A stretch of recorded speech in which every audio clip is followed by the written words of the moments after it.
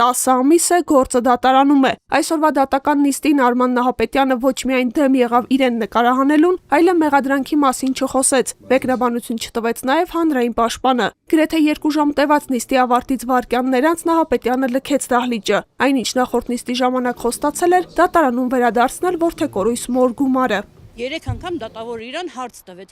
«Բերելու ես ամսի 3-ին գումարը տաս»։ Ասեց այո։ Գումարն Ալան այդպես էլ չստացավ։ Այսօրվա նիստի ընթացքում հարցաքննվեցին 3 վկաներ։ Դատակոչված մյուս 2-ը տարբեր պատճառաբանություններով դատարան չէին ներկայացել։ Նիստը կրկին հետաձգվեց, իսկ 2 երեխաներին կորցրած մոր քայլերը կրկին տարան նրան եռաբլուր։